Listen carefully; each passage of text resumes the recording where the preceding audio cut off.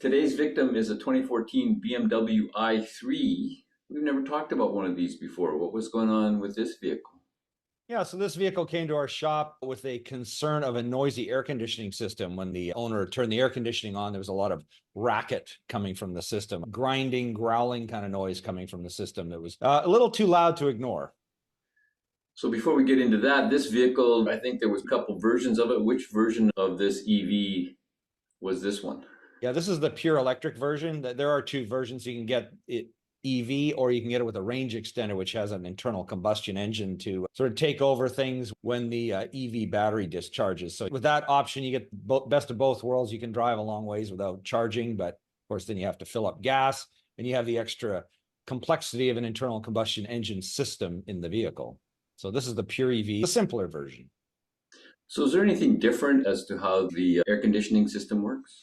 Well, the air conditioning is run off the electrical system. So it's an electric AC compressor, whereas in a traditional internal combustion engine vehicle, it's a belt-driven compressor run off the engine. So the compressor does actually draw a fair amount of power. So, in an EV system, it will actually draw a fair amount of power as well, but it's done electrically through the high voltage battery system.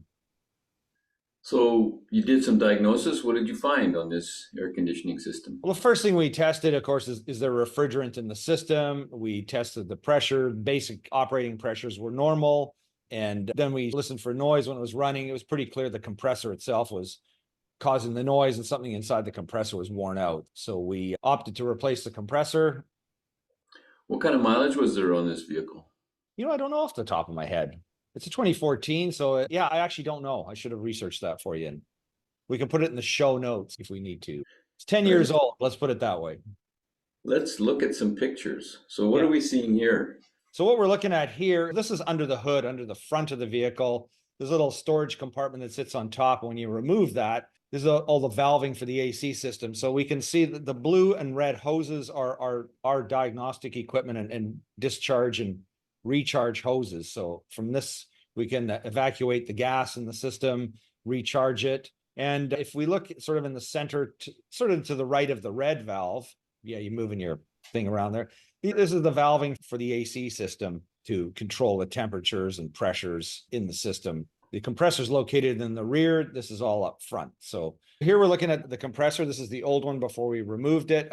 I would say there's a couple of options for repair, and we ended up opting to put a used one in. We can talk about that in a minute, but this is the compressor. We're sort of looking underneath the vehicle, up at the left side of the motor. I'll call it the motor compartment, not the engine compartment. And that's the compressor. There's another view of it.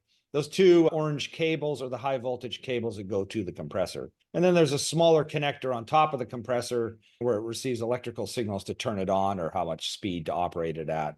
And then there's, of course, the air conditioning pipes, which are sort of, well, I guess on the right-hand side of the compressor, you can just sort of see in shadow. Yeah, right there. Those are the AC pipes coming off the compressor. So how difficult to repair was this? Well, once the system's evacuated, it's not too difficult. I mean, it bolts out fairly easily. And actually, there's not too much in the way of getting the compressor out. So it's a bit of work, but certainly not as bad as it could be.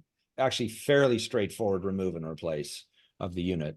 There's seals that need to be replaced and a few bolts and bits and pieces. But other than that, it's pretty straightforward. So once the compressor is replaced, everything's working fine? Yeah, it's all good, nice and quiet. What we did find when we discharged the system is it was a bit low in refrigerant. So once the refrigerant gets low, it could have caused the compressor to wear out prematurely, but it could have nothing to do with it as well. As it's an electric motor driven, it had a sound that we don't normally hear on a gas powered compressor. So my suspicion is the electric motor is probably something had packed it in with the electric motor that drives in the compressor itself. In the compressor itself, yeah.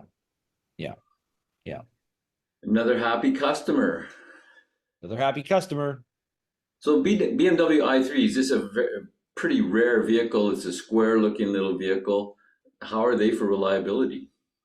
Well, we don't see a lot of them. There aren't a lot of them around, so we haven't worked on too many of them, a couple here and there, but so far they seem to be pretty good. And, the thing with EVs is we're just going to find over time that certain parts and pieces wear out.